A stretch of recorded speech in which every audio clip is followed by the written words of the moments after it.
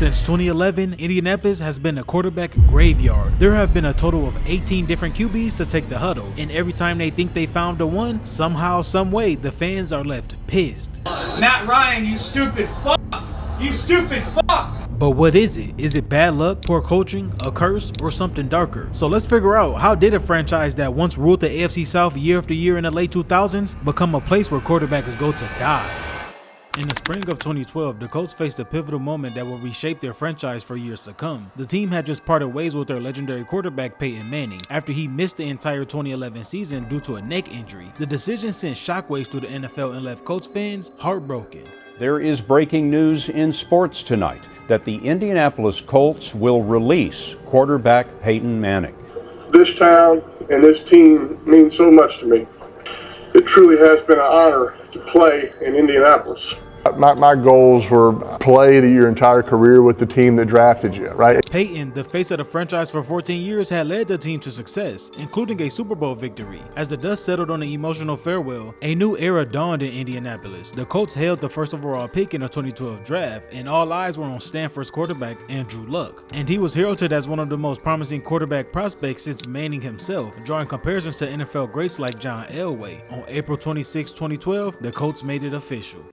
The Indianapolis Colts select Andrew Luck, quarterback. But how do you feel? Take me through your emotions. So excited, so excited. The moment was electric, filled with hope and excitement for what the future might hold. As he held up his Colts jersey with his family by his side, it felt like the beginning of something special. Colts owner Jim Irsay, who made the difficult decision to release Manning, now looked at Luck as the new franchise guy.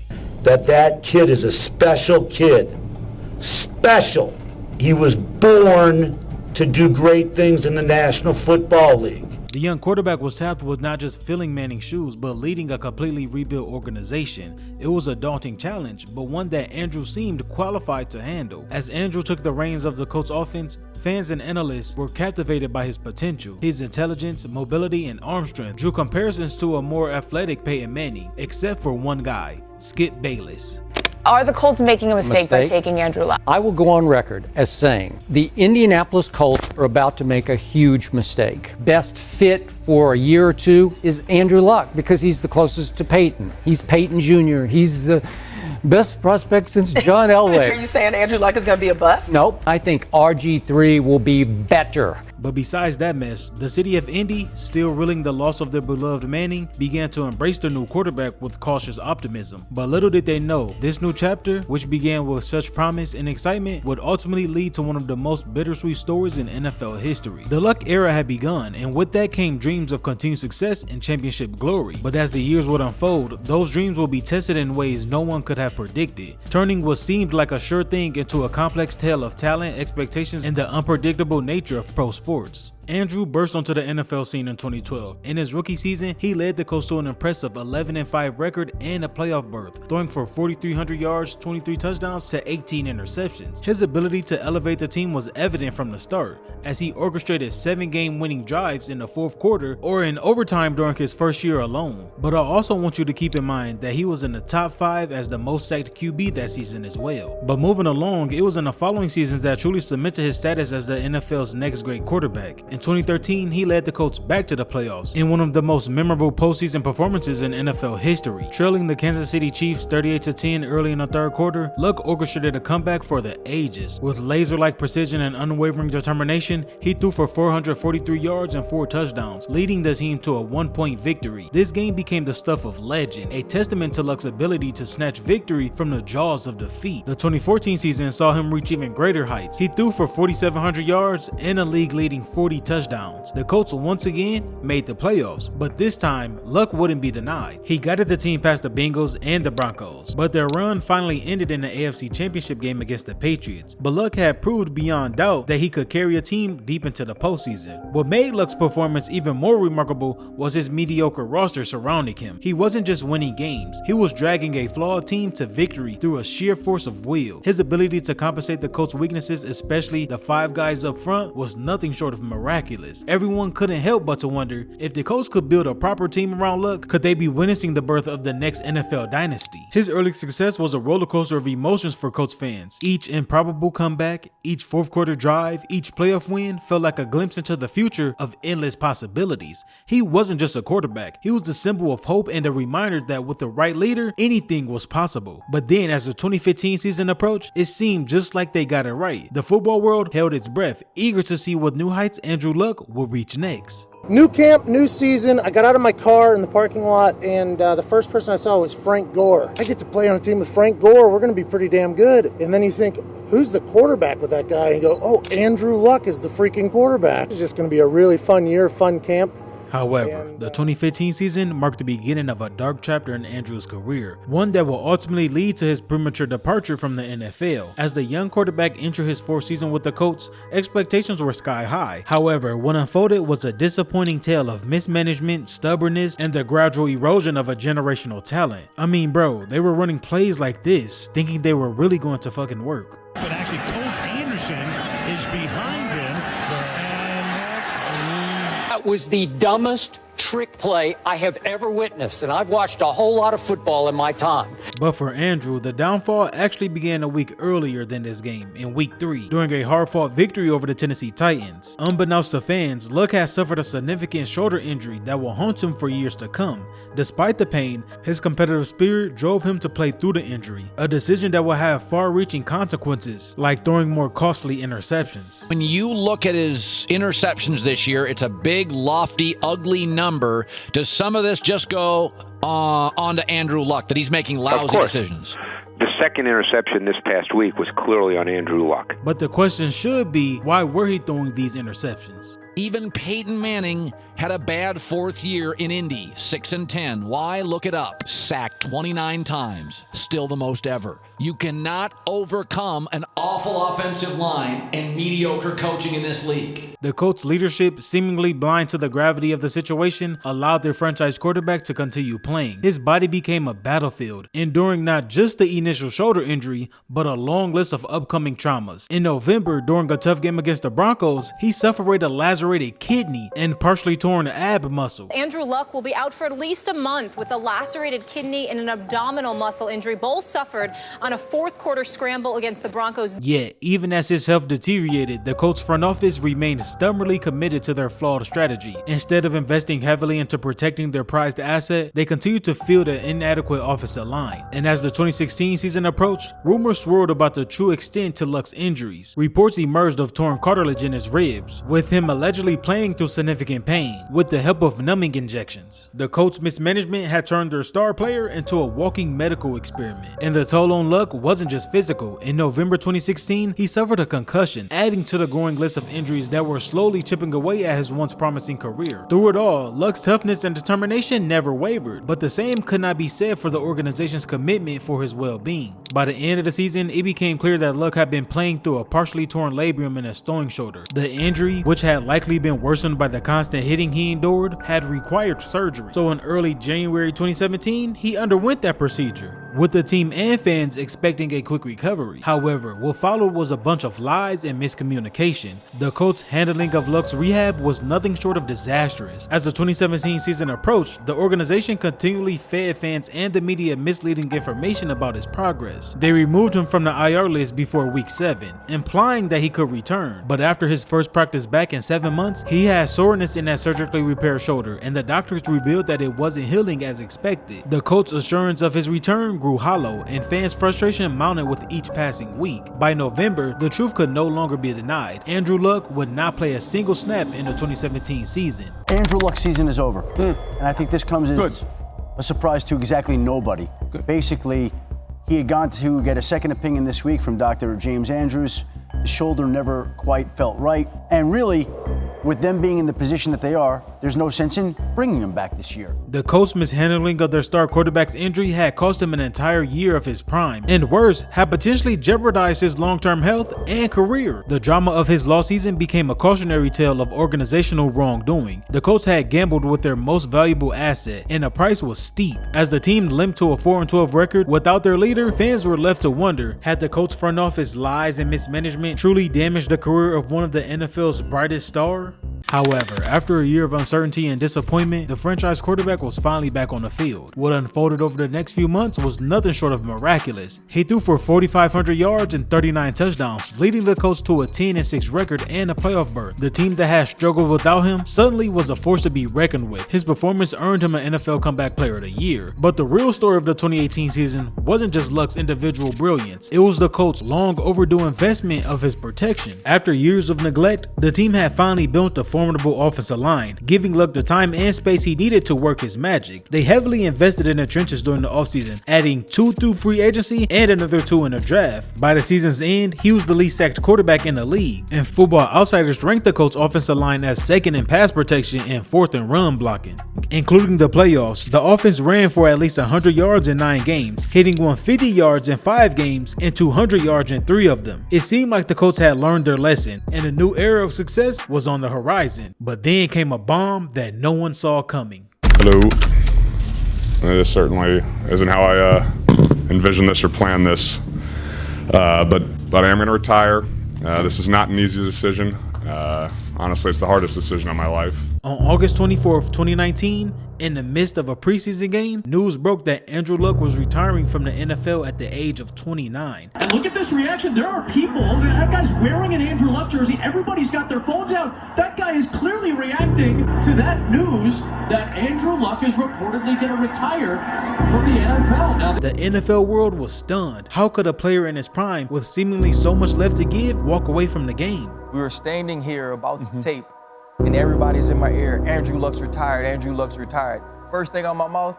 No way. Roz, my reaction was now. Stephen A, now. Listen, it's an individual decision. The reaction was immediate and intense. As Luck left the field that night, some Colts fans, overcame with shock and anger, booed their once beloved quarterback.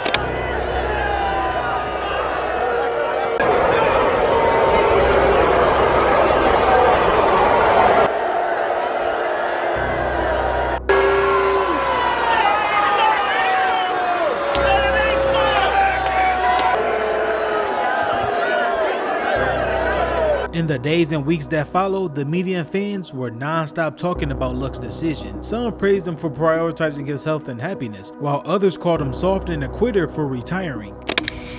Fuck Andrew Luck. What the fuck just happened?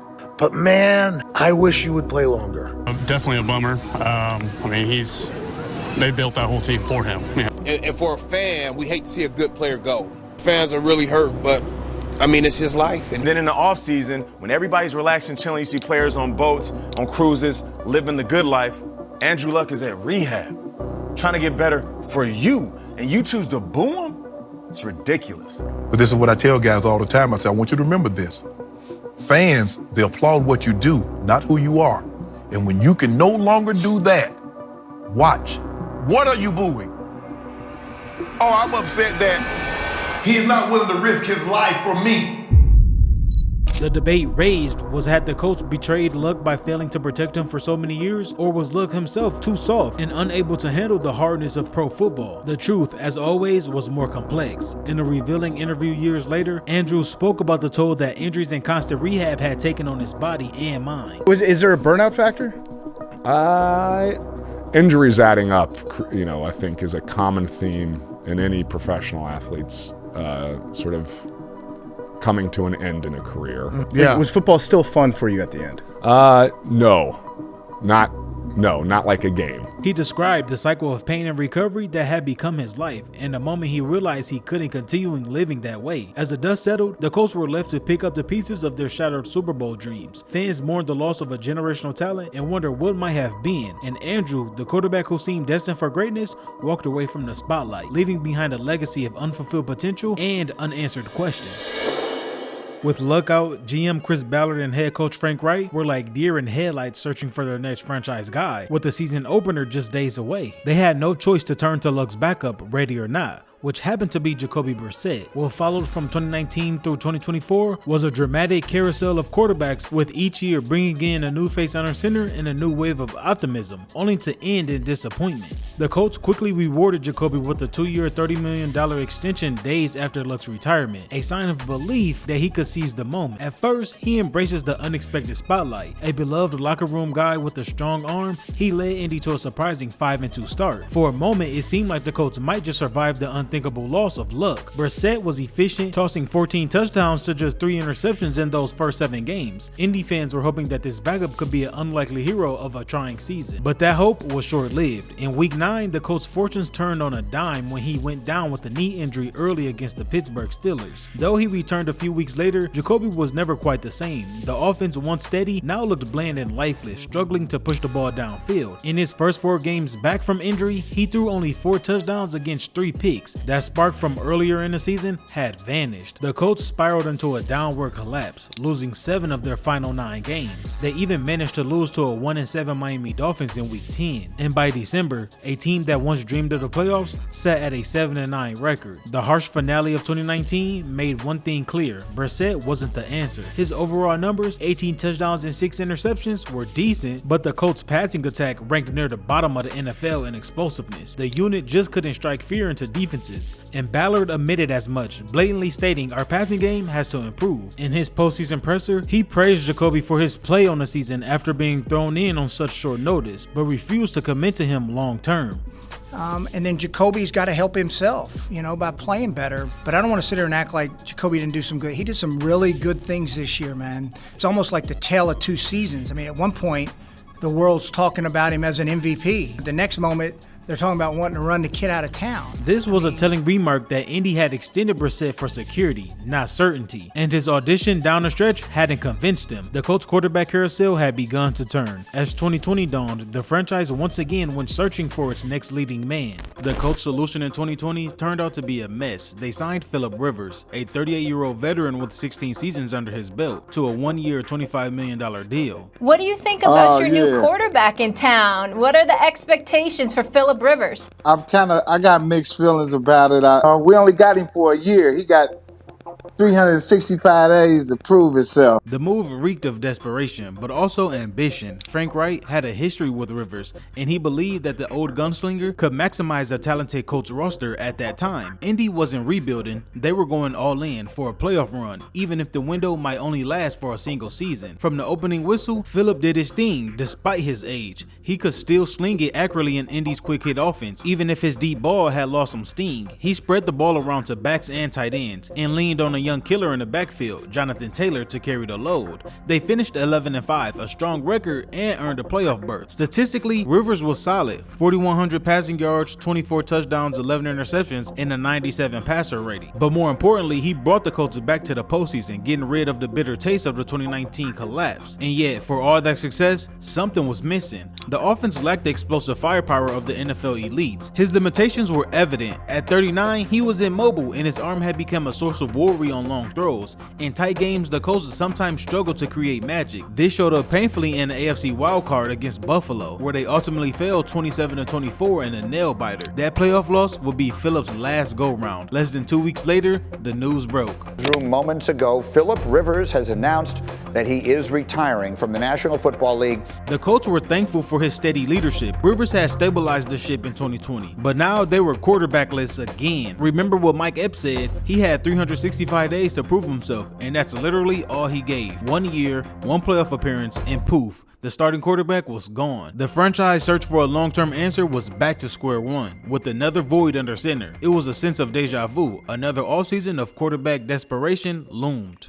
2021, the quarterback carousel was spinning wildly. Enter Carson Wentz, a 28-year-old former 2nd overall pick with a suitcase full of baggage and some potential. His career has skydived in Philly, where injuries and inconsistency saw him run out of favor. But Frank Wright remembered the 2017 MVP caliber Carson he had coached with the Eagles, and he was convinced that he could bring that dog back to life in Indy. In a bold offseason gamble, the Colts traded a haul of draft capital, including a first-round pick, to Philadelphia to get Carson. Colts fans, both nervous and hopeful, dared to dream that maybe this was the long-term answer they craved. Early on, it looked like the Wright-Wentz reunion might just work. With him in the Colts blue, he played efficient football for much of 2021. He had cut down on the ugly turnovers that had plagued him, finishing with 27 touchdowns to just 7 interceptions and over 3,500 passing yards. By mid-season, the Colts found their identity, a bruising running game behind league-leading rusher JT and a play-action passing attack where Carson could shine without carrying the entire load. After a rocky 0-3 start, Indy caught fire. They upset contenders like the Bills and Patriots and surged to a 9-6 record by Christmas. At one point, they had a 98% chance of making the playoffs. Carson wasn't quite an MVP, but he was playing solid football. It seemed like the Colts had finally found stability at quarterback, and all they needed was one more win to punch their postseason ticket. Then, disaster. In the span of 8 days, everything collapsed. What happened in weeks 17 and 18 of 2021 probably still haunts Colts fans. Needing just one victory of their final 2 games, the Colts folded. First came a sluggish home loss to the Raiders, which set the stage for a win-and-end season finale on the road against the 2-14 Jaguars, the league's worst team. The Jaguars had nothing to play for except spoiler, and the Colts were 15-point favorites. But Jacksonville had become a house of horror for Indy. They hadn't won a road game in Jacksonville since 2014. Still, no one expected what transpired on January 9th, 2022. The Colts didn't just lose, they were dominated. Wentz played one of his worst games of his career on the worst possible day. He looked uncomfortable and indecisive, throwing for only 185 yards and 1 touchdown and 1 ugly interception, while taking 6 sacks. He even coughed up a fumble deep in Colts territory, but the second half you could see the shock and panic on players' faces. At the end, the score read Jaguars 26 to Colts 11. I think it's one of the worst losses in recent NFL memory for me. I think it's one of the worst losses in the history of their franchise. And I picked the Jags because of Carson Wentz. This was more than a loss. This was a historic choke. No team with such high playoff odds had fallen so flat at the finish. Owner Jim Irsay was livid and deeply embarrassed. Losing to the NFL's worst team in a win-and-end scenario was, in his words, something I've never seen. My God, there's something wrong here. He labeled the Wentz era a mistake, which was obvious they were going to move on from him. It was a quick divorce. Barely over a month after the loss, they shipped Carson to Washington for a package of mid-round picks, far less than what they paid to get him. Fans were left angry and confused. How did it come to this? The Colts had bet big on him, only to watch him crumble when it mattered most, dragging the team's hopes down with him. Carson Wentz with Frank Reich. Remember all that? Oh, gotta be scary of the frisky Colts. No, you didn't, because Wentz was gonna go full Wentz as he did at the end of the year. By 2022, the Colts had tried youth, they tried experience, and they tried a reclamation project. Why not try age and pedigree next? In a move that was equal parts optimistic and frantic, they acquired Matt Ryan, a longtime Atlanta Falcons star and former MVP. Matt Ryan was 36, coming off a down year, but the Colts convinced themselves that he was the veteran they needed. As GM Chris Ballard put it, they felt damn lucky to land Ryan when he became available. The hope was that Ryan could replicate what Rivers did, manage the offense, distribute the ball to playmakers, and let a strong roster elevate him. However, almost nothing went according to plan. From the start of the 2022 season, it was clear that Matt Ryan was not the player he once was. The offense was bad. Behind a subpar offensive line, the immobile Ryan was running for his life, or more accurately, failing to run, as pass rushers swarmed him. He was sacked 38 times, as the Colts allowed the second most sacks in the league, 60. Worse, the turnover bug bit hard. Ryan fumbled repeatedly, a career high 15 fumbles, and tossed 13 interceptions. Each week seemed to bring a new variety of pain. A shutout loss to Jacksonville here, a rash of fumbles there, and missed clutch plays everywhere. The Colts offense became downright painful to watch, often unable to score more than a handful of points. By mid-season, the team was sinking fast. Then came the moment that turned the Colts from disappointing to outright dysfunctional. In late October, with the Colts at 3-3-1 and struggling offensively, Frank Reich had benched Matt Ryan. I mean, individually and personally disappointed. As a player, as a competitor, you want to be out there. You want to go. Allegedly, it was due to a shoulder injury, but Frank announced that the inexperienced second-year quarterback Sam Ehlinger will start the remainder of the season. A clear sign that performance, not health, was the real issue. Benching a proven veteran for an untested youngster at midseason was almost unheard of, but the move backfired and the Colts fell flat on his face with Sam. And 2 weeks later, Reich was fired himself after a 36-3 loss to the Patriots. What happened next sent shockwaves to the NFL. Jim Irsay named Jeff Saturday, a former Colts center and current TV analyst with 0 NFL coaching experience, as the interim head coach, a decision that was widely ridiculed. And quite honestly, it's so disrespectful to every single coach that that has actually been in this league. With the Colts season already a mess, this was new heights of chaos. Saturday's hiring press conference was bizarre. Now, I'm glad he doesn't have any NFL experience. I'm glad he hasn't learned the fear that's in this league. I'm pretty sure Colts fans didn't know whether to laugh or cry, because what do you mean you're glad he had no experience? Incredibly, Jeff won his first game against the Raiders, briefly sparking jokes that maybe this crazy plan was so crazy it just might work. Matt Ryan, reinstated as starter by new head coach, managed one last feel-good victory in that Week 10, including a shocking 39-yard scramble, the slowest long run you will ever see, that had his teammates hyped, but reality has set in hard and fast. The Colts would not win another game under Saturday. The moment that officially turned the 2022 Colts into the league laughingstock arrived in Minnesota on December 17th. Facing the Vikings, Indy had came out firing and went up 33-0 by halftime. Everything clicked. Defense scored, offense scored, and the Colts looked ready to cruise to a big win. But what followed after halftime was a pure nightmare. That 33-point lead evaporated as Indy's offense froze and defense fell apart. By overtime, the unthinkable happened. The Vikings completed the largest comeback in NFL history, winning 39-36 on a walk-off field goal. For Matt Ryan, it was a crucial reminder of the 28-3 Super Bowl collapse he endured with Atlanta. And for Jeff Saturday, a harsh lesson that coaching in the NFL isn't as easy as just picking up a headset. After that, Matt Ryan was benched yet again, his second benching for the year, as Saturday turned to Nick Foles to finish out the final games. But it hardly mattered. The Colts finished with a 4-12-1 record, having gone from preseason division favorites to one of the league's worst teams. As the dust settled, the Colts were left with nothing but wreckage. An aging quarterback in Ryan who looked finished, an interim coach in Jeff Saturday who will soon be replaced, and a front office humiliated by the results of its all-in gambles. Chris Ballard took responsibility, vowing to get it fixed, but the damage was done. Look, I failed. I'm not going to sit up here and make excuses. Failed a lot of people. In April 2023, Colts fans dared to hope again. After years of quarterback musical chairs following Andrew's shocking retirement, Indy decided to bet big on a new face and actually pulled from the 2023 draft. The Indianapolis Colts select Anthony Richardson, quarterback, Florida. The selection was a bold one. Anthony was only 20 years old and had started just one season at Florida, but his physical gifts were off the charts. At the NFL Combine, he set a quarterback record with a 40.5-inch vert and ran a 4.4 at 240 pounds. The single most impressive athlete at the quarterback position in Combine history. As one analyst put it, the media and fans were excited about his potential. I'm begging for Anthony Richardson, bro. Wow. Oh, let's fucking go. The next pick is in. The Indianapolis Colts have selected Anthony Richardson out of Florida. The Colts, desperate for a franchise quarterback, were hyped. General Manager Chris Ballard knew it was a gamble. Richardson was a boom or bust, but Ballard put it as, we drafted him for what we think he can really be in the future.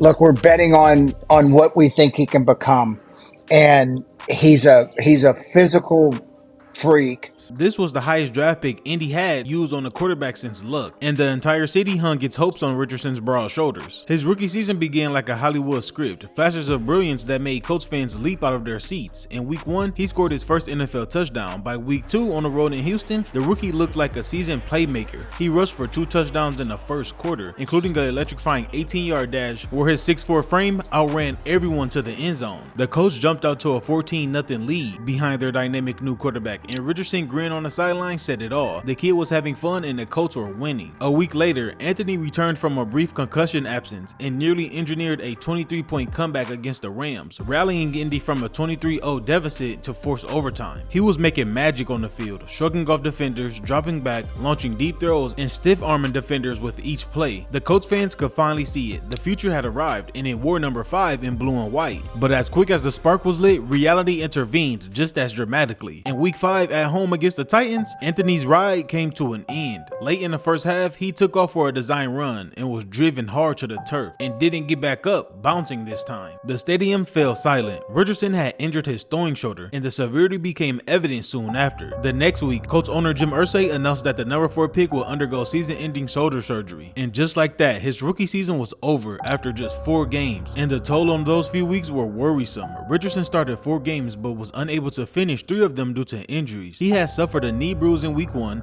a concussion in week 2, and now a serious shoulder injury in week 5. The durability concerns that skeptics whispered about were suddenly a loud reality. It was heartbreaking for Colts Nation. In a span of a month, Richardson had gone from savior to sidelined. Those few weeks showcased that talent that made him a top pick, showing off a cannon arm and dynamic running ability, with 577 passing yards and 4 rushing touchdowns in his brief action. But now he could only watch the remaining games in street clothes. The Colts, who endured Andrew's luck career-ending shoulder saga years prior, were faced with another young quarterback rehabbing a major injury. Then enter Gardner Minshew, the journeyman quarterback signed to be Richardson's backup. Little did anyone know that Gardner would soon be thrust into the spotlight, carrying the weight of the franchise hopes on his shoulders. At first, his gunslinger mentality and underdog charm energized the team. The Colts clawed their way to a respectable 9-8 record, far exceeding the low expectations set after the previous year's disaster. Gardner even earned a Pro Bowl nod, a testament to his unexpected impact. But as the season wore on, the limitations on relying on the backup quarterback became painfully apparent. The Colts lost control of the AFC South, placing third in the division behind the Texans and Jaguars. In the final weeks of the season, the playoff hopes hung by a thread. Gardner and the Colts failed, losing in a must-win game against the Titans. As the final whistle blew on the 2023 season, the Colts fans found themselves in a familiar position,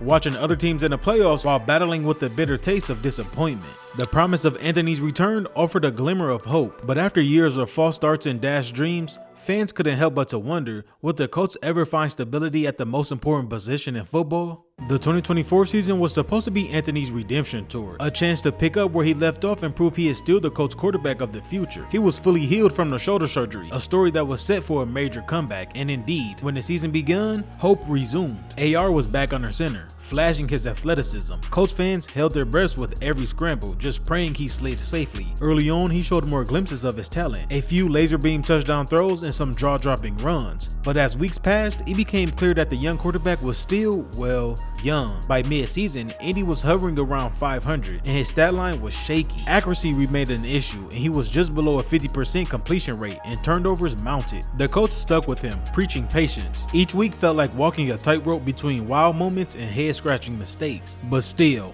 no one could predict the bizarre drama that unfolded on October 27th, 2024 in a game against the Texans. It's week 8, a divisional matchup between Houston. The Colts were trailing 20-10 in the third quarter. It's a crucial second and goal from the Texans' 23-yard line, and AR had just scrambled on consecutive plays, using his legs to try to make something happen after a costly penalty. He was visibly winded. After a close sack, he barely makes it back to the line of scrimmage, and then does something completely unexpected.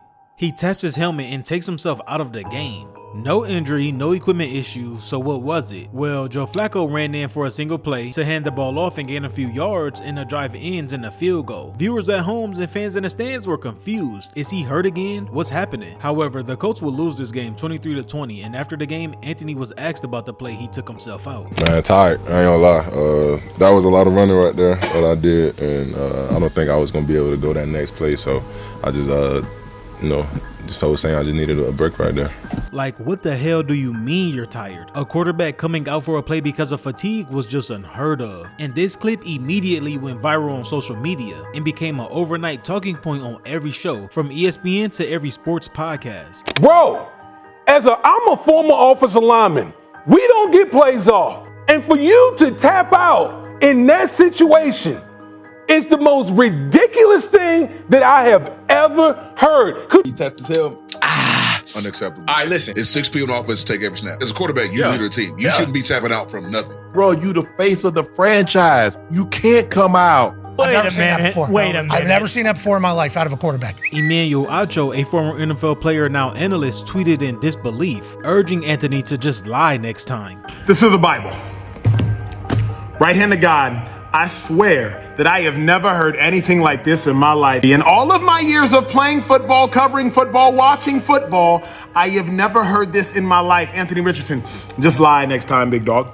The incident seemed to validate every concern about Anthony's inexperience or mentality. Some fans even went further, drawing brutal comparisons. One noted how Peyton Manning played with a broken, bloody jaw, and how Andrew Luck beat the eventual Super Bowl champs while playing with the lacerated kidney and torn abdomen. But Anthony Richardson came out because he was tired? But not everyone shamed the young quarterback though. A few fans and analysts pushed back against what they saw as an overblown controversy. They pointed out the context that the TV broadcast didn't fully capture. The O-line line was struggling and had allowed him to be pressured on 25 of 39 dropbacks, which was 64%, and he was sacked 5 times that day. He was literally doing almost everything on that drive, running around to evade rushers on 3 straight plays, and he simply hit a wall for a moment. They argued that the real issue was the team around him, and not the lack of heart from Anthony. Still, perception is reality in the NFL, and the tired incident unfortunately became the defining storyline of the Colts 2024 season. Fair or not, questions about Anthony's leadership and stamina stuck with him after that, and he was actually benched for Joe Flacco for 2 games. Of course, everybody knows the news. I'm not starting this upcoming week.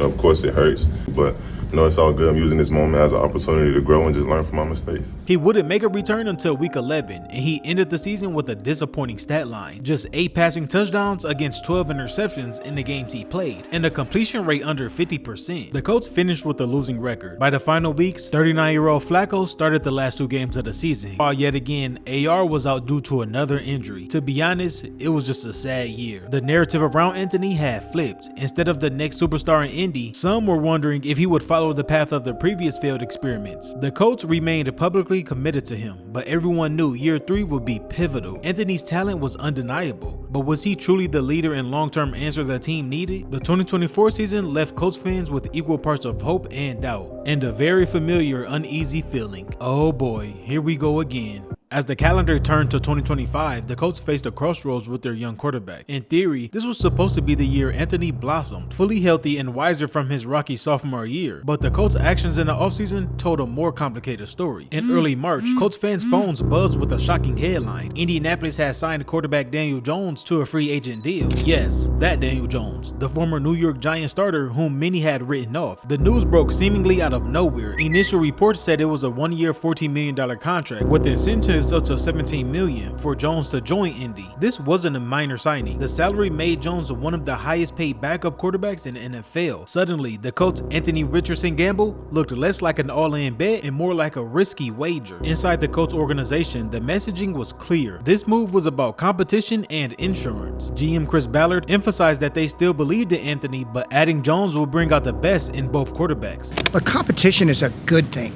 That's a good thing, Mike, at any position. They both had their struggles and they've both had some success, but now to watch them compete, I think that's going to be a pretty cool thing to watch. Ballard even pointed out in terms of skill set that there's a lot of similarities between Richardson and Jones. Indeed, both are big-bodied, athletic QBs who can run, and the idea was that the offensive system wouldn't need dynamic changes depending on who played. The Colts insisted that this was about making the quarterback room stronger as a whole. However, some saw the signing as a panic move or even a mistake. Daniel Jones had become a major headline in the NFL after his time with the Giants. The Giants had gave him a massive $160 million extension only to watch him play poorly. By mid-season last year, he was injured then benched, and the Giants cut their losses, literally eating a huge dead cap hit to get rid of him. Then he signed up as a backup for the Vikings and didn't play a snap there. To critics, the Colts bringing in Jones looks like a sign of desperation. One CBS writer blatantly called this move incredibly dumb, arguing that nothing Daniel had done on the field is worth the $13 million guaranteed the Colts gave him. If Anthony was truly the guy, why would they give so much cap to his backup? The move, skeptics said, portrayed the lack of full faith in AR. Some fans on social media were even more unfiltered, joking that Daniel must have blackmail on the Colts, or calling him a professional bank robber for managing to secure a $40 million bag after his lackluster performances. Since 2019, the franchise have been trapped in a cruel cycle. Find a new quarterback, dare to dream again, then watch as injuries and disappointment bring those dreams crashing down. It has happened again and again. So what do you think? As a Colts fan or not, will they finally get it right this upcoming season? Or is this something that is going to continue to last until something else is done?